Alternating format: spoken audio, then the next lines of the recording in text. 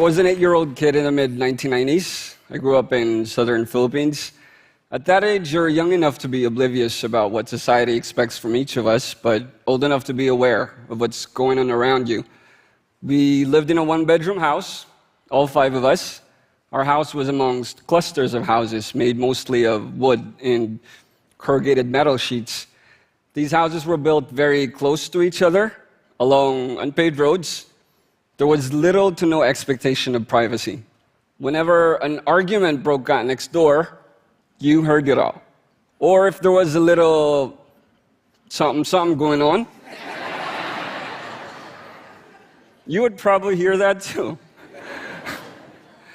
Like any other kid, I learned what a family looked like. It was a man, a woman, plus a child or children. But I also learned it wasn't always that way. There were other combinations that worked just as well. There was this family of 3 who lived down the street. The lady of the house was called Lenny. Lenny had long black hair, often in a ponytail, and manicured nails. She always went out with a little makeup on and her signature red lipstick. Lenny's other half, I don't remember much about him, except that he had a thing for white sleeveless shirts and gold chains around his neck. Their daughter was a couple years younger than me. Now, everybody in the village knew Lenny. She owned and ran what was the most popular beauty salon in our side of town. Every time their family would walk down the roads, they would always be greeted with smiles and occasionally stopped for a little chit-chat. Now, the interesting thing about Lenny is that she also happened to be a transgender woman.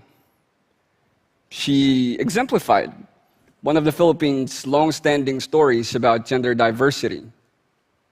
Lenny was proof that oftentimes we think of something as strange only because we're not familiar with it or we haven't taken enough time to try and understand. In most cultures around the world, gender is this man-woman dichotomy. It's this immovable, non-negotiable, distinct classes of individuals. We assign characteristics and expectations the moment a person's biological sex is determined. But not all cultures are like that. Not all cultures are as rigid.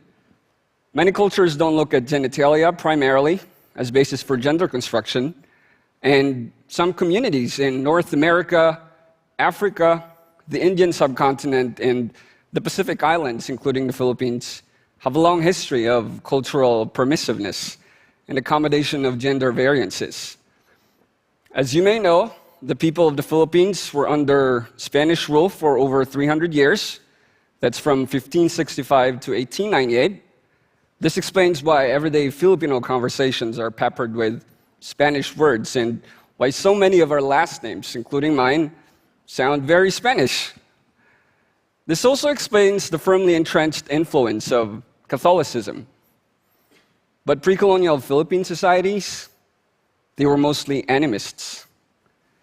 They believed all things had a distinct spiritual essence. Plants, animals, rocks, rivers, places. Power resided in the spirit. Whoever was able to harness that spiritual power was highly revered. Now, scholars who've studied the Spanish colonial archives also tell us that these early societies were largely egalitarian. Men did not necessarily have an advantage over women. Wives were treated as companions, not slaves. And family contracts were not done without their presence and approval. In some ways, women had the upper hand. A woman could divorce her husband and own property under her own name, which she kept even after marriage. She had the prerogative to have a baby or not, and then decide the baby's name. But the real key to the power of the pre-colonial Filipino woman was in her role as babaylan, a collective term for shamans of various ethnic groups. They were the community healers, specialists in herbal and divine lore. They delivered babies and communicated with the spirit world. They performed exorcisms, and occasionally, and in defense of their community, they kicked some ass. And while the Babaylan was a female role, there were also, in fact, male practitioners in the spiritual realm. Reports from early Spanish chroniclers contained several references to male shamans who did not conform to normative Western masculine standards. They cross-dressed and appeared effeminate or sexually ambiguous. A Jesuit missionary named Francisco Alsina said that one man he believed to be a shaman was so effeminate that in every way he was more a woman than a man. All the things the women did, he performed, such as weaving blankets, sewing clothes, and making pots. He danced also like they did, never like a man, whose dance is different. In all, he appeared more a woman than a man. Well, any other juicy details in the colonial archives? Thought you'd never ask. As you may have deduced by now, the manner in which these pre-colonial societies conducted themselves didn't go over so well. All the free-loving, gender-variant permitting, gender equality wokeness clashed viciously with the European sensibilities at the time. So much so that the Spanish missionaries spent the next 300 years trying to enforce their two-sex, two-gender model. Many Spanish friars also thought that the cross-dressing Babaylan were either celibates, like themselves, or had deficient or malformed genitals. But this was pure speculation. Documents compiled between 1679 and 1685, called the Bolinao Manuscript, mentions male shamans marrying women. The Boxer Codex, circa 1590, provide clues on the nature of the male Babaylan sexuality. It says, ordinarily, they dress as women, act like prudes, and are so effeminate. The one who does not know them would believe they are women. Almost all are impotent for the reproductive act, and thus they marry other males and sleep with them as man and wife and have carnal knowledge. Carnal knowledge, of course, meaning sex. Now, there's an ongoing debate in contemporary society about what constitutes gender and how it should be defined. My country is no exception. Some countries like Australia, New Zealand, Pakistan, Nepal, and Canada have begun introducing non-binary options in their legal documents, such as their passports and their permanent resident cards. In all these discussions about gender, I think it's important to keep in mind that the prevailing notions of man and woman as static genders, anchored strictly on biological sex, are social constructs. In my people's case, this social construct is an imposition.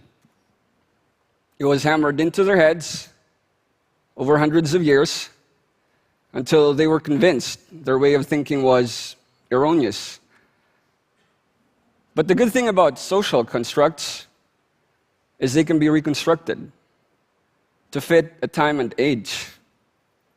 They can be reconstructed to respond to communities that are becoming more diverse. And they can be reconstructed for a world that's starting to realize we have so much to gain from learning and working through our differences. When I think about this subject, I think about the Filipino people and an almost forgotten but important legacy of gender equality and inclusivity. I think about lovers who were some of the gentlest souls I'd known but could not be fully open. I think about people who've made an impact in my life, who showed me that integrity, kindness, and strength of character are far better measures of judgment, far better than things that are beyond the person's control, such as their skin color, their age, or their gender. As I stand here today, on the shoulders of people like Lenny, I feel incredibly grateful for all who've come before me, the ones courageous enough to put themselves out there, who lived a life that was theirs, and in the process made it a little easier for us to live our lives now. Because being yourself is revolutionary.